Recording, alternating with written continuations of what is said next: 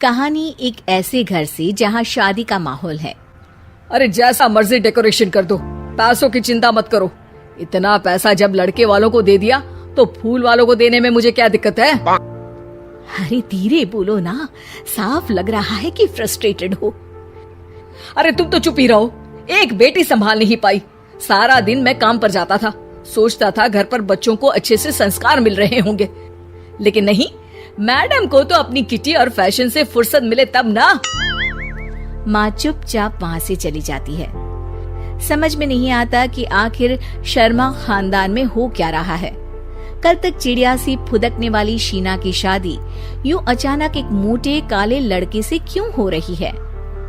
शीना कमरे में हाथ में गुड़िया लिए बोलती है, मेरे साथ जो हो रहा है ठीक हो रहा है। तुम तो सब जानती हो, साहिल मेरे लिए भगवान है। अब जब वो ही नहीं मिला तो फिर कोई भी हो, जिंदगी ही तो जीनी है, जी लेंगे। अरे मोटा नहीं, उसे तो खाते पीते घर का कहते हैं। अब ओबेरॉय का नाम भी किसी को बताने वाली बात है। उनका इकलौता लड़का तो करोड़ों की सामी तो है ही। अरे हमारी शीना बिटिया तो रानी बनेगी, रानी। इन सब के बीच कहीं कोने पर शीना हाथ में मेहंदी सजाए बैठी थी और आंखों में आंसू सजाए। और वो समय भी आ जाता है जब शीना मंडप के नीचे हाथ में वरमाला लिए खड़ी होती है, लेकिन तभी अफरा तफरी मच जाती है। कोई कहता है, अरे लड़के की माँ को हार्ट अटैक आ गया।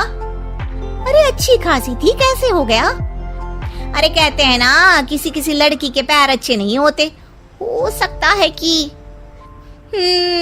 मनहूस है ये लड़की। शीना पास खड़ी सब सुन रही थी। फिर शीना अपने कमरे में आ जाती है। शादी ये कहकर नहीं होती कि लड़की मनहूस है। अब लगातार शीना के लिए लड़के देखने आते, लेकिन आस पड़ोस या किसी के कहने पर शादी हर बार टूट जाती।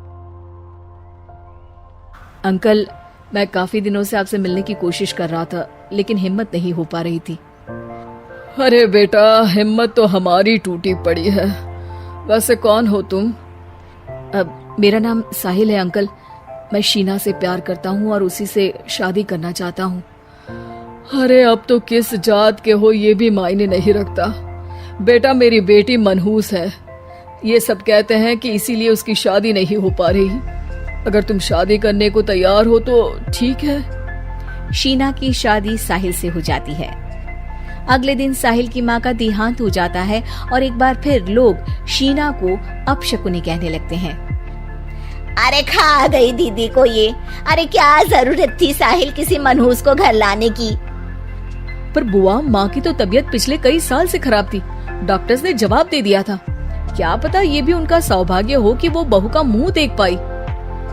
अरे बहू का मुंह देख पाई, या ये कह लो कि बहू का मुंह देखते ही स्वर्ग लोक सिधार गई। खैर, हमें क्या, घर तुम्हारा है, हम तो चले। साहिल, हम दोनों की शादी नहीं हुई होती तो अच्छा था। देखो ना, कैसे पहले मेरी शादी टूटती थी और अब तुम्हारी माँ भी। अरे ऐसा कुछ नहीं होता शीना, अब शकुनी वगैरह कुछ नहीं होता। ये सब तो ईश्वर के खेल हैं। वो शादी तुम्हारी इसलिए टूट गई क्योंकि तुमको मेरी पत्नी बनाना था, और माँ का जाना तो तय था।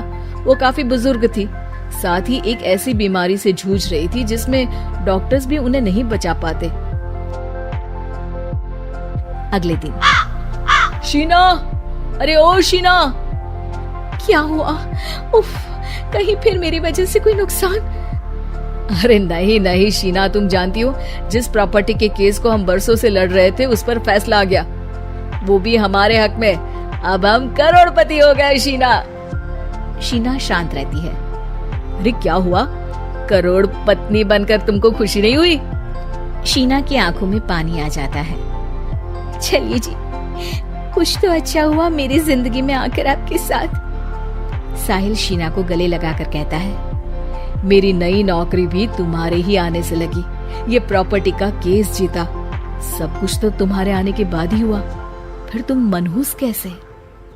ये सुनकर शीना खुश हो जाती है।